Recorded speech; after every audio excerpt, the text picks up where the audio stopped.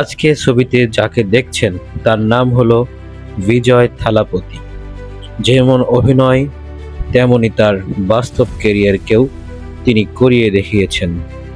তিনি বিভিন্ন ছবি করেছেন যেখানে নিজেই সরকার গঠন করেছেন এবং নিজেই দেখিয়ে দিয়েছেন যে কিভাবে মানুষের ভোটের হক আদায় করতে হয়।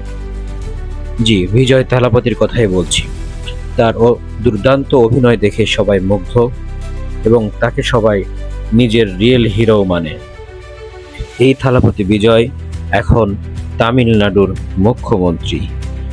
তিনি মুখ্যমন্ত্রী হওয়ার পরে ঘোষণা দিয়েছেন আর কোনো মুসলিমের ওপরে অন্যায় চলবে না।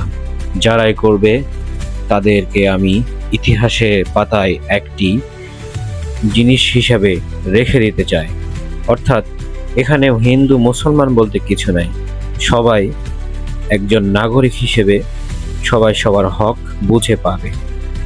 লোকটিকে ব্যক্তিগতভাবে আমি যতটুকু জানি বা দেখেছি মনে হয় ভালো, এবং যদি ভালোই না হতো তাহলে প্রথমবারেই তিনি ইলেকশনে দাঁড়িয়েই কিভাবে জয়যুক্ত হতে পারে।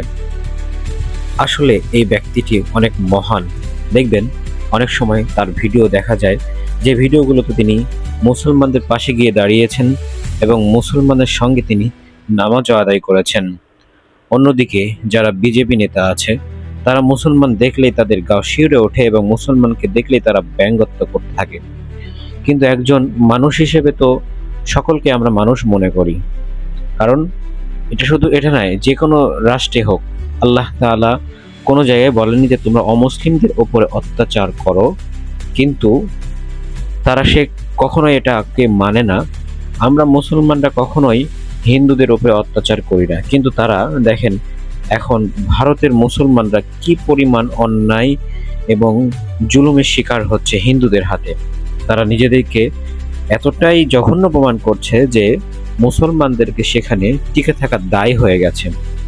ওইদিকে যদি আপনি কিছু বলেন তাহলে আপনাকে ধরে জেলখানায় দিয়ে দিবে, অথবা আপনাকে এমন হেনস্থা করবে আপনার বাড়িটা সব ভেঙে ফেলবে। এটাই হলো বাস্তব কাহিনী।